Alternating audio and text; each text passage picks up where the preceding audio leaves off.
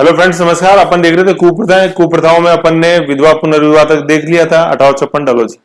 अब नेक्स्ट अपन देखते हैं कुप्रथा डाकन प्रथा। ठीक है ना। डाकन प्रथा क्या है? देखो, डाकन राजस्थान की कई जातियां, विशेषकर भील और मीणा, है ना, अपने जो आदिवासी हैं अपने डूंगरपुर बांसवाड़ा में, जातियों में स्त्रियों पर डाकन होने का आरोप लगाकर उन्हें मार डालने की कुप्रथा व्याप्त थी। प्रचलित अंधविश्वासों के अनुसार डाकन उस स्थिति को कहा जाता है जिसमें किसी मृत व्यक्ति की अतृप्त आत्मा मतलब जो बदला लेना चाहती हो, प्रवेश करगी और स्त्री समाज के लिए अभिशापित मानी जाती थी। सर्वप्रथम 1853 में मेवाड़ के महाराणा स्वरूप सिंह के समय मेवाड़ बिलकोर की कमांडेंट जेसी ब्रूक ने खैरवाड़ा उदयपुर में इस प्रथा को गैर कानूनी घोषित किया, है ना। जेसी ब्रूक, तो देखो याद क्या रखना है, जेसी ब्रूक है ना, जेसीबी याद रखो, जेसीबी, है ना। जेसीबी जो मशीन आती है, जेसीबी मशीन का फुल फॉर्म होता है जोसेफ क्राइसल बैम्फोर्ड। तो ये इन्वेंटर थे जेसीबी मशीन का, वही जेसीबी काम कर रही है, मिट्टी खोद रही है वही। तो जेसीबी से क्या याद हो जाएगा, जेसी ब्रुक, जेसी है ना, तो जेसीबी का खड्डा खोदती है, खड्डा। तो डाकन में डा आ रहा है ना, तो खड्डा, डाकन में खड्डे में दो डा आते हैं, नहीं आते, खड्डा, तो डा से हो जाएगा डाकन। तो डाकन प्रथा को बैन करने वाला कौन था? खड्डा। डाकन ने क्या, डाकन को डाल दिया खड्डे में, डाडा आ रहा है ना, तो खड्डा किसने खोदा? खड्डा खोदा जेसीबी ने, जेसीबी मशीन ने। तो जेसीबी में जे से तो आ रहा है और बी से ब्रुक हो जाएगा, और जेसीबी मशीन काम कर रही है, वो जेसीबी की फुल क्या होती है? Joseph Cyril Bamford. ये इंग्लैंड के थे, उन्होंने इस मशीन का आविष्कार किया था, जेसीबी मशीन का, ऐसे। तो उनके नाम से जानी जाती है जेसीबी मशीन, ठीक है ना। तो ये थे जेसी ब्रुक ने खैरवाड़ा अपने उदयपुर में, वहां इस डाकन प्रथा को बैन किया। और उस समय अपने उदयपुर के जो महाराजा थे वो स्वरूप सिंह थे। ये वही स्वरूप सिंह है जिनके समय 1857 का विद्रोह हुआ था, है ना। उस समय मतलब ये शासक थे अपने उदयपुर के।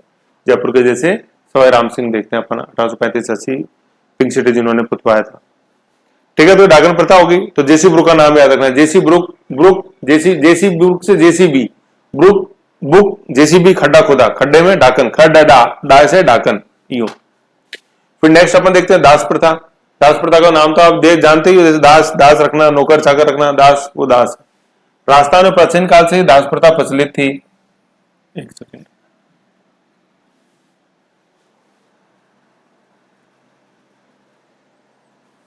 है ना। तो दास प्रथा ये, तो क्या था, राजस्थान में प्राचीन काल से दास प्रथा प्रचलित थी। दास दासियों को प्राय ऐसे लोग होते थे जिन्हें युद्ध के समय बंदी बना लिया जाता था। दास दासियों को क्रय भी किया जाता था। इन दासों को अनेक संकटों का सामना करना पड़ते हुए अपने स्वामी की आज्ञा का पालन करना पड़ता था, चाहे वह आज्ञा निम्न स्तरीय या मानवीय क्यों ना हो। जो बोल दिया करना है मालिक ने करना है। राजघरानों में दासों का एक पृथक विभाग होता था जिसको राजलोक कहा जाता था। तो राजलोक क्या था? दासों के लिए एक पृथक विभाग जो होता था उसे राजलोक बोलते थे। कभी कभी राजा किसी दासी को उपपत्नी के रूप में भी रखते थे, जिसको पड़दायत कहा जाता था। मतलब कोई दासी ज्यादा पसंद आ गई तो उसको पड़दायत बोल दिया, पत्नी उपपत्नी तो पड़दायत। फिर किसी दासी को अगर महाराजा ने आभूषण पहनने की अनुमति दे दी थी उसको पासवान बोलते थे, ठीक है। तो पड़दायत उपपत्नी बना, किसी दासी को उपपत्नी बना दिया तो पड़दायत हो गई। किसी दासी को आभूषण पहनने की अनुमति दे दी तो उसको क्या उपाधि दी गई थी? पासवान की, ठीक है ना। यदि शासक प्रसन्न होकर उसे हाथ पैरों में सोने के आभूषण पहनने की स्वीकृति देते तो उसको पासवान बोलते थे, और अगर वो पत्नी का दर्जा देते तो उसे पड़दायत बोलते थे, ठीक है। और राजलोक क्या था? पृथक विभाग था अपने किसके लिए? दासों के लिए, समझ गए। ये है पासवान और खसवान, पासवान, खवसान, खवासन, पासवान और खवासन। पासवान अगर उसको सोने चांदी का आभूषण पहनने दिए, लेकिन उनकी जो बैठक होती थी, मतलब शादी समारोह आदि पर उनकी बैठने की जो स्थिति थी वो रानी से नीचे होती थी, चाहे वो उपरानी हो या चाहे वो पासवान हो, चाहे वो पड़दायत हो या पासवान हो या अपने खवासन। इस दास प्रथा ने राजस्थानी समाज को बेहद नैतिक पतन किया, देख रहे हैं। फिर 1832 में विलियम बेंटिक ने दास प्रथा पर रोक लगाई थी। 1829 तो सती प्रथा और 1832 दास प्रथा, ठीक है। ये याद रखो, बहुत इंपॉर्टेंट है, इस बेंटिक में मैच करवाते हैं। 29 सती प्रथा है, 1832 अपने दास प्रथा, है ना। तो देखो याद कैसे रहेगी, दो आ रहा है ना, ये 32 में दो आ रहा है, दो, तो दो से ही क्या दास प्रथा होगी, ऐसे याद रखो। राजस्थान में 1832 में सर्वप्रथम हाड़ौती क्षेत्र कोटा और बूंदी राज्य ने दास प्रथा पर रोक लगाई थी, है ना। कोटा, बूंदी, हाड़ौती, दास प्रथा, ठीक है। तो कोटा ने देखा अपन ने 1833 में कन्यावध, बूंदी में अपन ने क्या देखा? बूंदी, बेंटिक, सती प्रथा, और हाड़ौती पूरा नाम अपन देखते हैं किसके अंदर? अपने दास प्रथा के अंदर, 1832 बेंटिक से। फिर लड़के लड़कियों का क्रय विक्रय, ये लड़के लड़कियों का क्रय विक्रय होता था किस कारण से? एक तो डावरिया प्रथा के कारण, फिर दास के रूप में बेचे जाते थे, इस कारण से इनका क्रय विक्रय होता था। ठीक है, मध्यकाल से 19वीं सदी के तक राजस्थान में लड़के लड़कियों को खरीद फरोख्त सामान्य रूप से प्रचलित थी। कुछ राज्य तो खरीद फरोख्त पर विधिवत कर वसूलते थे। ये देख लो, जैसे भाई दासों के लिए विभाग हो गया क्या, राजलोक, ऐसे क्या हो गया, ये कर वसूला गया। देखो लड़के लड़कियों की खरीद फरोख्त में कोटा राज्य ने इस क्रय विक्रय पर चौथान नामक कर वसूला जाता था। देखो चौथान, चौथ तो वो चौथ और सदेश मुख्य तो मराठा, ये चौथान। राजपूत लोग अपनी पुत्री के विवाह के दहेज के साथ साथ, है ना, पुत्री के विवाह के साथ दहेज में देते तो क्या अपन क्या बोलते थे, डावरिया, है ना। दहेज के साथ साथ गोला गोली, दास दासी भी देने के लिए, मतलब भाई डावरिया में तो वो राजकुमारी के साथ रहते और दास दासियां देते थे, उन्हें अपन गोला गोली बोलते थे। जैसे गोला गोला, जैसे अपने मारवाड़ी के अंदर बोलते हुए किसी शरारती पुरुष व्यक्ति को गोला, गोला बैठ जाए चुपचाप। दास दासी देने के लिए स्त्री और लड़के खरीदे जाते तो कुछ लोग स्त्रियों को रखेल के रूप में व वेश्यावृत्ति के रूप में भी खरीद फरोख्त होती थी। यद्यपि कोटा राज्य वही चौथान वाला ने 1831 में कुप्रथा पर रोक लगाई, लेकिन फिर भी प्रथा चलती रही। सर्वप्रथम 16 फरवरी 1847 को जयपुर राज्य ने इश्तिहार जारी कर इसके व्यापार को अवैध घोषित किया था। तो मानव व्यापार के ऊपर सबसे पहले रोक किसने लगाई? जयपुर ने लगाई 1847। लड़के लड़की खरीदने बेचने की मनाही कर दी गई और खरीदने व बेचने वालों को दोनों के विरुद्ध सख्त कार्रवाई करने की घोषणा की गई जयपुर रियासत के द्वारा। तो मानव व्यापार की रोक किसने लगाई? जयपुर रियासत ने लगाई। समझ गए ये, और चौथान कर कोटा राज्य के द्वारा। ठीक है, फिर अपन देखते हैं बेगार प्रथा। बेगार प्रथा क्या होती थी? बेगार, है ना, मतलब बेगार मतलब आपको किसी भी तरह का कोई मेहनत मजदूरी नहीं दी जाएगी। सामंतों, जागीरदारों व राजाओं द्वारा अपनी रैयत में मुफ्त सेवाएं लेना ही बेगार, है ना। बेगार जिसको फोर्स लेबर बोलते हैं अपन। ठीक है, आज तो अपने इंडियन कॉन्स्टिट्यूशन के तहत ये बैन है ना, मुफ्त सेवाएं लेना ही बेगार कहलाती थी। ब्राह्मणों और राजपूतों के अतिरिक्त अन्य सभी जातियों को बेगार देनी पड़ती थी, है ना। मुफ्त में जाके जागीरदार राजा के खेत पे आपको काम करना पड़ेगा, बदले में आपको कुछ नहीं मिलेगा। तो ये बेगार प्रथा थी मध्यकालीन समाज में। आज अपन जैसे देखते हैं ये बेगार प्रथा, जैसे जो है ना, ये बेगार प्रथा ये अपने आर्टिकल नंबर जो 23 है उसके तहत बैन है, मानव व्यापार और बेगार प्रथा। ठीक है, human trafficking and force labour, article 23 अपने इंडियन कॉन्स्टिट्यूशन का, उसके तहत बैन है। ठीक है, फिर कैसे कैसे काम कराते थे इनसे? पशुओं के लिए चारा लाने, आवश्यकता पड़ने पर एक गांव से दूसरे गांव में बोझा ले जाने, लकड़ी चीरने, मकानों को लीपने पोतने, पानी भरने, घरेलू काम। फिर कई बार जैसे शिकार पर राजा जाते थे, जैसे मैंने भरतपुर में मैंने आपको बताया था, सबसे इंपॉर्टेंट जो भरतपुर में जो विद्रोह प्रजामंडल का, वो उसका सबसे बड़ा कारण ये था, शिकार करने जंगल में जा रहे हैं अंदर, और फिर ये पूरी बेगार पूरे अंग्रेजों के साथ जंगल में घूमते रहते, टेंट लगाओ, खाना बनाओ, आधी है तो बेगार ली जाती थी। ये सारी सेवाएं मुफ्त देनी पड़ती थी, इसके बदले कोई मजदूरी नहीं दी जाती थी। गांव में परंपरागत रूप से दी जाने वाली बेगार प्रथा का अंत राजस्थान में एकीकरण और उसके बाद जागीरदारी प्रथा की समाप्ति के साथ ही हुआ। ठीक है, जो अपन जागीरदारी एबोलिशन एक्ट देखते हैं उसके साथ ही इस बेगार प्रथा का अंत हुआ। फिर नेक्स्ट अपन देखते हैं बंधुआ मजदूर प्रथा। बंधुआ मजदूर का मतलब क्या हो गया? आप बंध गए, जैसे मान लो आपने कभी किसी से 1000 रुपए उधार ले लिए, अब वो 1000 रुपए पता नहीं चुकेंगे, वो जो साहूकार होता था वो ब्याज ही ब्याज वसूलता रहता था आपसे हमेशा, मूल तो कभी चुकता ही नहीं था। तो उसको क्या बोलते हैं? फिर बंधुआ मजदूर। अब वो पैसे चुकाने के लिए आप साहूकार खेत में काम करते रहो हमेशा। पूंजीपति या महाजन, है ना, पूंजीपति या महाजन। तो देखो ये बंधुआ मजदूर जो थे ना, बंधुआ ये पूंजीपति या महाजन वर्ग करते थे। और जो अपन ने अभी बेगार प्रथा देखी थी वो कौन? वो जागीरदार सामंत। तो ध्यान रखो ये बेगार और बंधुआ के अंदर डिफरेंस क्या है। बेगार तो बिना किसी पेमेंट के आपको करना है, और बंधुआ, बेगार तो बिना किसी पेमेंट के, और बंधुआ क्या थी कि आपने कोई पैसे उधार लिए थे उसके एवज में आप कर रहे हो ये श्रम। पूंजीपति या महाजन अथवा उच्च कुलीन वर्ग के लोगों द्वारा साधनहीन लोगों को उधार, ये इंपॉर्टेंट है इसमें, उधार दी गई राशि के बदले, उधार दी गई राशि के बदले या ब्याज की राशि के बदले उस व्यक्ति को उसके परिवार के सदस्य को अपने घरेलू नौकर के रूप में लेना बंधुआ मजदूर कहलाती थी, है ना। अब तो ये आर्टिकल 23 में दोनों आते हैं, हमने बेगार और बंधुआ दोनों है। ठीक है, लेकिन बेगार वो है शासक के द्वारा और बंधुआ है अपने जो पूंजीपति या महाजन जो वाणिज्य वर्ग होता था उसके द्वारा। जब तक व्यक्ति उधार ली गई राशि न चुका दे उसे बिना मजदूरी किए पूंजीपति या महाजन की मजदूरी करनी पड़ती थी। तो पूंजीपति या महाजन वर्ग से संबंधित है क्या? अपने बंधुआ मजदूरी। बंध गया वो, तूने उधार ले लिया ना तो बंध गया मेरे से। राजस्थान में 1961 में सागड़ी, इसको बंधुआ मजदूर या सागड़ी प्रथा बोलते थे, है ना। सागड़ी, सागड़ी क्या किया आपने? तागड़ी देखते हैं अपन, तागड़ी से बांध दिया, तो तागड़ी सागड़ी ऐसे याद रखना। सागड़ी निवारण अधिनियम पारित करके कुछ बंधुआ मजदूर को मुक्ति लाने का प्रयास किया गया था 1961 में। तो ये हमने सागड़ी प्रथा, क्या, बंधुआ मजदूर। और बेगार, बिना पेमेंट के आप काम करते, कोई मजदूर नहीं देंगे, आप काम करते रहो। क्यों? क्योंकि शासक का आदेश है। और बंधुआ में क्या, बंध गए महाजन वर्ग से। क्यों? या आपने पैसे उधार ले रखे। और फिर वो महाजन उन खातों में ऐसे प्लस माइनस करता था कि वो मूल तो कभी चूकता नहीं था, ब्याज में ही पूरी 3-4 पीढ़ियां निकल जाती ऐसे। तो इसीलिए कभी भी, जैसे आपने आपका आज का अर्जुन मूवी देखी होगी, तो कभी भी ये किसान वर्ग जो विद्रोह करते थे तो उनका सबसे पहला टारगेट होता था वो महाजन वर्ग, है ना। जब अपन भारत के किसान आंदोलन पढ़ते तो किसान बोलता है कि हमें महारानी की रैयत चाहिए, जागीरदार की रैयत नहीं चाहिए। तो किसान बोलता है महारानी के किसान बनने के लिए तैयार है, ब्रिटेन की महारानी किसान बनने के तैयार है, लेकिन इन जागीरदारों किसान नहीं बनेंगे, क्योंकि जागीरदार और ये सामंत है, ये जो महाजन वर्ग है ना, ये शोषण करते हैं हमारा। क्योंकि महाजन कभी चुकता ही नहीं, कभी बोलता ही नहीं कि तुम्हारा इतना चूक गया, तो बोलता है महाजन मतलब काम करते रहो ऐसे। तो बहुत इंपॉर्टेंट चीज है, ठीक है। तो ये सागड़ी प्रथा होगी अपने बंधुआ मजदूर। फिर नेक्स्ट अपन देखते हैं समाधि। इस प्रथा में कोई पुरुष या साधु महात्मा मृत्यु को वरण करने के उद्देश्य से जल समाधि या भू समाधि, भाई जल के अंदर समा जाए, बाहर ही नहीं आया तो जल समाधि। भू समाधि, भूमि के अंदर खड्डा खोदा, बैठ गया, ऊपर से मिट्टी डाल दी, तो वो मतलब एक बड़ा व्यक्ति आत्मा बनने के लिए, बड़ी आत्मा बनने के लिए, पवित्र आत्मा बनने के लिए, या महान साधु बनने के लिए ऐसे काम करते थे, ठीक है। तो इसको समाधि बोलते थे, है ना। पुरुष या साधु महात्मा मृत्यु को वरण करने के लिए, जिससे कि उनकी उनका जो अपन बोलते हैं कि भाई जन्म मरण की चुक से मुक्ति, उस लिए था ये जल समाधि या भू समाधि। यह कृत्य आत्महत्या के समान था, लेकिन ऐसे पुरुषों को जनता बड़ी श्रद्धा से देखती थी, इसलिए होता था जल समाधि, और उनकी पूजा करती थी।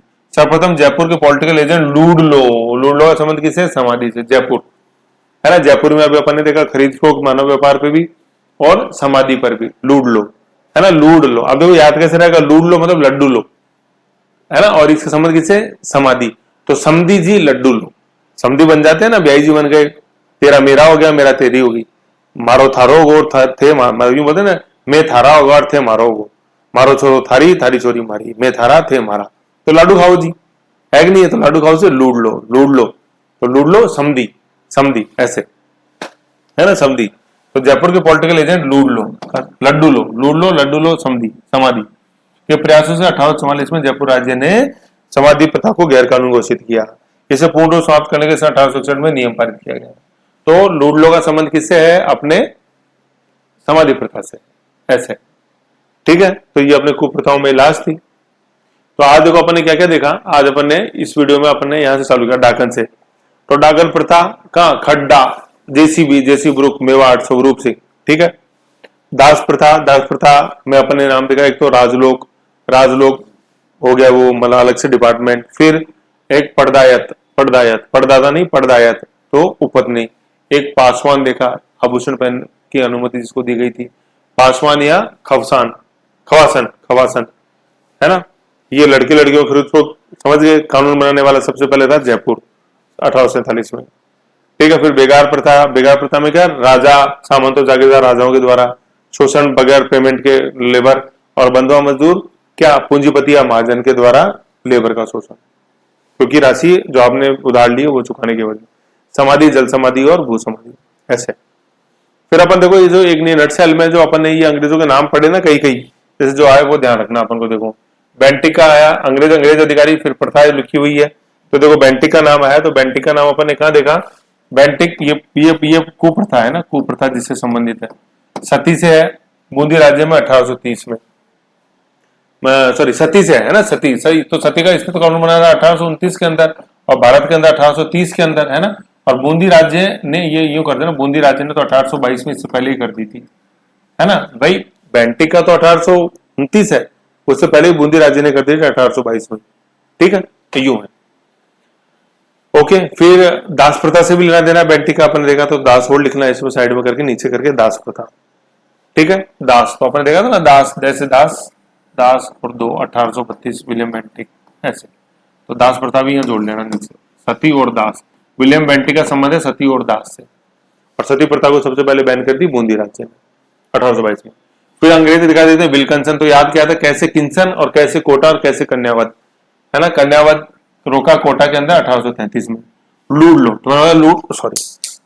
मैंने बताया लूडलो का मतलब लड्डू लो, कौन? समधी जी, समाधि, जयपुर 1844, है ना। 2 लड्डू लो ना, एक तुम भी लो, एक मैं भी लूं, दोनों दोनों 4-4 ग्राम के लड्डू, तुम भी लो मैं भी लो, थे मारा मैं थारा।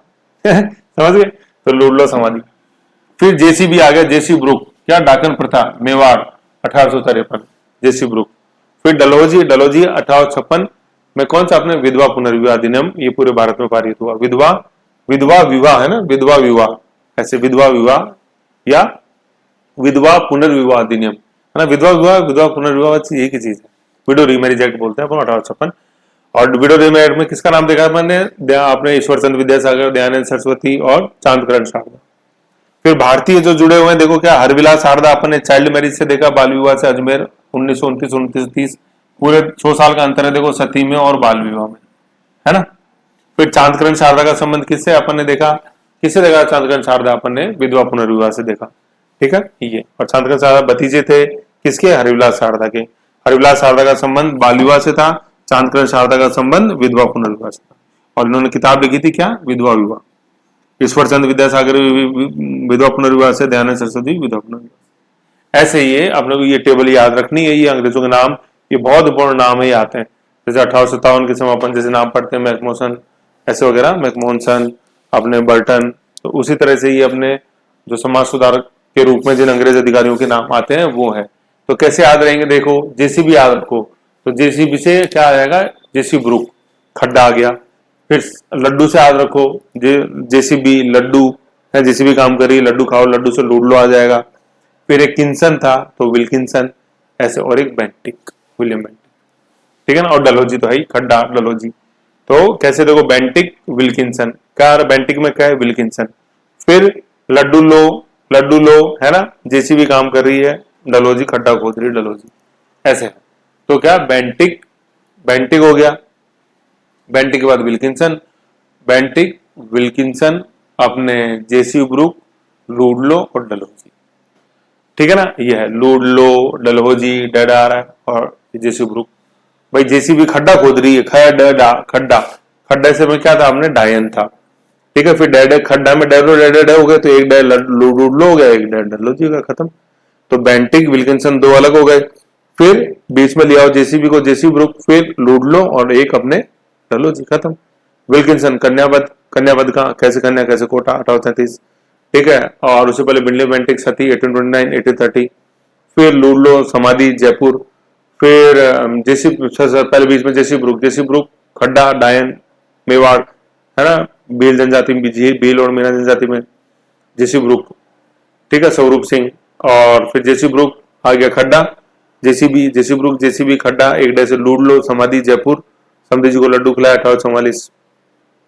और एक डे से डलहौजी, डलहौजी किसमें, अपने विधवा पुनर्विवाह अधिनियम 1856, जिसके कारण से डलहौजी को भुगतना पड़ा क्या, 1857 का विधवा। और डलहौजी बन गए भारत के अंतिम गवर्नर जनरल। फिर आगे कैनिंग, कैनिंग बने भारत के पहले गवर्नर जनरल, पहले वायसरॉय, लेकिन वायसरॉय पद नया था, तो व्यक्ति एक ही था। जैसे मान लो मैं एक हूं, ठीक है, तो मैं जब अंग्रेजी भारत से बात करूंगा, जो पहले 11 प्रांत थे, वो अंग्रेजी भारत से बात करूंगा, महारानी के प्रति के रूप में जब मैं अंग्रेजी भारत से बात करूंगा तो मैं वायसरॉय था पहले की तरह।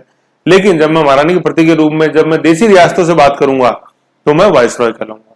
तो देसी रियासत क्यों सीन में आया, क्योंकि 1857 के विद्रोह में अंग्रेजों की जो जान बचाई थी उन देसी रियासतों ने बचाई थी, जैसे हमने खासतौर पर जयपुर, उदयपुर, इन सब ने। नहीं तो अंग्रेज बिल्कुल खत्म थे भारत से।